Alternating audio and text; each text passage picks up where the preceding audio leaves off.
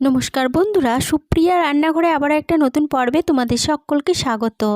আজকে সোয়াবিন দিয়ে দুর্দান্ত স্বাদের একটা নিরামিষ রেসিপি আমি তোমাদের সাথে শেয়ার করব।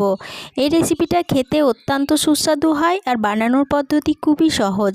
যে কোনো নিরামিষ দিনে খুব সহজে বানিয়ে নিতে পারো। তাহলে চলো বন্ধুরা, দেখে নেওয়া যাক আজকের রেসিপি কিভাবে বানানো হয়। সোয়াবিন দিয়ে রেসিপিটা বানানোর জন্য সবার প্রথমে গ্যাসের ওভেনে একটা কড়াই বসিয়ে গ্যাসটা অন করে কড়াইয়ের মধ্যে দিয়ে দিচ্ছি পরিমাণ মতো জল। জলটা হালকা গরম হয়ে যাওয়ার পরে জলের মধ্যে দিয়ে দিচ্ছি 1.5 বাটি পরিমাণ সোয়াবিন। এরপরে এর মধ্যে দিয়ে দিচ্ছি সামান্য একটু লবণ। লবণটা ভালোভাবে সোয়াবিনের সাথে মিশিয়ে নিচ্ছি। এরপরে গ্যাসের ফ্লেমটা মিডিয়ামে রেখে সোয়াবিনগুলোকে বেশ কিছুক্ষণ সময় ধরে সিদ্ধ করে নেব। মিডিয়াম ফ্লেমে সোয়াবিনগুলোকে 4 মিনিটের মতো সিদ্ধ করে নিয়েছি। সিদ্ধ করে নেওয়ার পরে গ্যাসের ফ্লেমটা বন্ধ করে দিয়ে সোয়াবিনগুলো জল থেকে তুলে নিয়ে ঠান্ডা জলের মধ্যে রেখে দিয়েছিলাম। এরপরে এই সোয়াবিনের জলটা ভালোভাবে চিপে নিয়ে অন্য একটা পাত্রের মধ্যে তুলে নিচ্ছি। সমস্ত সোয়াবিনগুলো জল চিপে অন্য একটা পাত্রের মধ্যে নিয়ে নিলাম। এরপরে এই সোয়াবিনের মধ্যে দিয়ে দিচ্ছি 1/2 কাপ পরিমাণ টক দই, দিচ্ছি স্বাদ অনুযায়ী লবণ। এরপরে এর মধ্যে দিয়ে দিচ্ছি সামান্য একটু কাশ্মীরি লঙ্কা গুঁড়ো, দিয়ে দিচ্ছি 1 চা চামচ আদা ও কাঁচা লঙ্কা বাটা। এখানে আদা ও কাঁচা লঙ্কা একসঙ্গে বেটে রেখেছিলাম। এরপর এর মধ্যে দিয়ে দিচ্ছি 2 টেবিল চামচ বেসন। এবার এর মধ্যে সামান্য একটু গরম মশলা গুঁড়ো দিয়ে দিলাম। এরপরে সমস্ত উপকরণ হাত দিয়ে খুব ভালোভাবে মেখে নেব। সোয়াবিনের সাথে সমস্ত উপকরণ খুব ভালোভাবে মেখে নেওয়া হয়ে গেছে। এবার এটা একটা সাইডে সরিয়ে রাখছি। এদিকে গ্যাসের ওভেনে একটা কড়াই বসিয়ে গ্যাসটা অন করে কড়াইয়ের মধ্যে দিয়ে দিচ্ছি পরিমাণ মতো সাদা তেল। এখানে আমি রেসিপিটা সাদা তেলে বানাচ্ছি, তবে তোমরা চাইলে সর্ষের তেলেও বানিয়ে নিতে পারো। তেলটা খুব ভালোভাবে গরম হয়ে যাওয়ার পরে তেলের মধ্যে একে একে সোয়াবিনগুলো দিয়ে দিচ্ছি। প্রথম ব্যাচে অর্ধেকটা সোয়াবিন দিয়ে দিলাম। সোয়াবিনগুলো ভাজা হতে থাক, সেই ভাগে একটা মশলা রেডি করে নেব। তার জন্য একটা মিক্সিং জারের মধ্যে নিয়ে নিলাম 1 চা চামচ পোস্ত, দিয়ে দিলাম 1 টেবিল চামচ ভাঙা কাজু বাদাম। এরপরে মিক্সিং জারের ঢাকনাটা বন্ধ করে এটা প্রথমে শুকনো অবস্থায় গুঁড়ো করে নিলাম। এরপরে এর মধ্যে দিয়ে দিচ্ছি 1 টেবিল চামচ টক দই, আর দিচ্ছি টক দইয়ের বাটিটা ধুয়ে সামান্য একটু জল। এরপরে মিক্সিং জারের ঢাকনাটা বন্ধ করে সমস্ত উপকরণ মিহিভাবে বেটে নিয়েছি, এটা একটা সাইডে সরিয়ে রাখলাম। এদিকে বেশ কিছুক্ষণ সয়াবিনগুলো ভাজা হতে দিয়েছিলাম। সয়াবিনগুলো এক পিঠ ভাজা হয়ে গেছে। এরপরে সয়াবিনগুলোকে উল্টে পাল্টে ভালোভাবে ভেজে নেব। প্রথম ব্যাচে সয়াবিনগুলো ভালোভাবে ভেজে নেওয়া হয়ে গেছে। এরপরে সয়াবিনগুলো তেল থেকে তুলে নিয়ে বাকি সয়াবিনগুলো একইভাবে ভেজে নিলাম। এরপরে ওই সয়াবিন ভাজার কড়াইয়ে দিয়ে দিলাম 2 টেবিল চামচ সাদা তেল। এবার তেলে ফোড়নের জন্য দিয়ে দিচ্ছি একটা দারচিনির টুকরো, 2টো এলাচ, 2টো লবঙ্গ আর একটা শুকনো লঙ্কা। এবার এই ফোড়নগুলো ভালোভাবে ভেজে নিচ্ছি।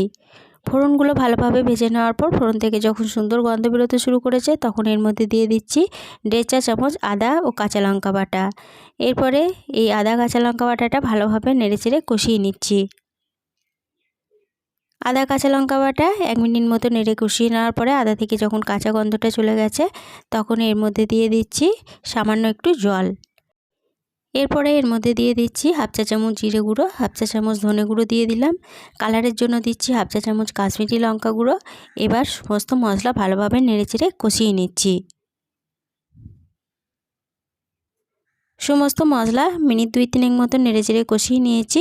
এরপরে এর মধ্যে দিয়ে দেব 2 টেবিল চামচ টক দই,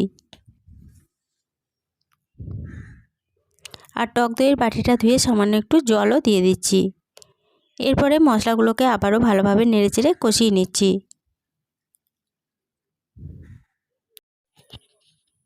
আবারও মশলাগুলোকে মিনিট 2-3 মতো সময় ধরে নেড়েচেড়ে কষিয়ে নিয়েছি। মশলা থেকে সম্পূর্ণ তেল ছেড়ে দিয়েছে, মশলাটা খুব ভালোভাবে কষানো হয়ে গেছে। এরপরে এর মধ্যে দিয়ে দিচ্ছি একটা মিডিয়াম সাইজের অর্ধেকটা ক্যাপসিকাম ডুমো ডুমো করে কুচি করে রেখেছিলাম। ক্যাপসিকাম কুচিগুলো দিয়ে দিলাম। ক্যাপসিকাম কুচিগুলো মশলার সাথে একটু ভালোভাবে নেড়েচেড়ে কষিয়ে নিচ্ছি। মশলার সাথে ক্যাপসিকামগুলোকে 30 সেকেন্ড মতো কষিয়ে নেওয়ার পরে এর মধ্যে দিয়ে দিচ্ছি 1 বাটি পরিমাণ জল। এরপরে এর মধ্যে দিয়ে দিচ্ছি স্বাদ অনুযায়ী লবণ, আর দিয়ে দিচ্ছি 1 চা চামচ চিনি। এরপরে চিনি, লবণ ও জলটা সমস্ত উপকরণের সাথে ভালোভাবে নেড়েচেড়ে মিশিয়ে নিচ্ছি। সমস্ত উপকরণের সাথে ভালোভাবে নেড়ে মিশিয়ে নেওয়ার পরে এই ঝোলটা একটু ফোটার জন্য অপেক্ষা করছি। ঝোলটা যখন ভালোভাবে ফুটে গেছে তখন এর মধ্যে ভেজে তুলে রাখা সয়াবিনগুলো দিয়ে দিলাম। এবার সয়াবিনগুলো ঝোলের সাথে ভালোভাবে নেড়েচেড়ে একটু মিশিয়ে নিচ্ছি। এরপরে গ্যাসের ফ্লেমটা মিডিয়ামে রেখে এটা একটা ঢাকা দিয়ে বেশ কিছুক্ষণ সময় ধরে রান্না করে নেব। ঢাকা দিয়ে 4 মিনিট মতো রান্না করে নিলাম। এরপরে ঢাকাটা খুলে নিলাম। তারপরে সমস্ত উপকরণ একবার ভালোভাবে নেড়েচেড়ে নিচ্ছি। সমস্ত উপকরণ ভালোভাবে নেড়েচেড়ে নেওয়ার পরে এর মধ্যে দিয়ে দেব কিছুটা কাসুরি মেথি। এই কাসুরি মেথিটা আমি শুকনো কড়াইয়ে ভেজে রেখেছিলাম। এরপরে এই হাতের মধ্যে গুঁড়ো করে কাসুরি মেথিটা দিয়ে দিলাম আর দিয়ে দিচ্ছি সামান্য একটু গরম মশলার গুঁড়ো। এবার এই সমস্ত উপকরণ আবারও ভালোভাবে সোয়াবিনের সাথে নেড়েচেড়ে মিশিয়ে নিচ্ছি। ভালোভাবে নেড়েচেড়ে মিশিয়ে নেওয়ার পরে গ্যাসের ফ্লেম বন্ধ করে দিয়ে এটা ঢাকা দিয়ে আরও 5 মিনিটের জন্য স্ট্যান্ডিং টাইমে রেখে দিচ্ছি। এরপরে ঢাকাটা খুলে নিলাম। সোয়াবিনের এই রেসিপিটা পরিবেশনের জন্য একদম রেডি হয়ে গেছে। রেসিপিটা প্রথম থেকে শেষ অবধি দেখার জন্য তোমাদেরকে অসংখ্য ধন্যবাদ। রেসিপিটা ভালো লেগে থাকলে প্লিজ লাইক, কমেন্ট ও শেয়ার করে দিতে ভুলো না। নতুন বন্ধু হয়ে থাকলে চ্যানেলটা সাবস্ক্রাইব করে পাশে থেকো। আজকের রেসিপি এই পর্যন্তই ছিল। ফিরে আসবো আবার নতুন কোনো রেসিপি নিয়ে।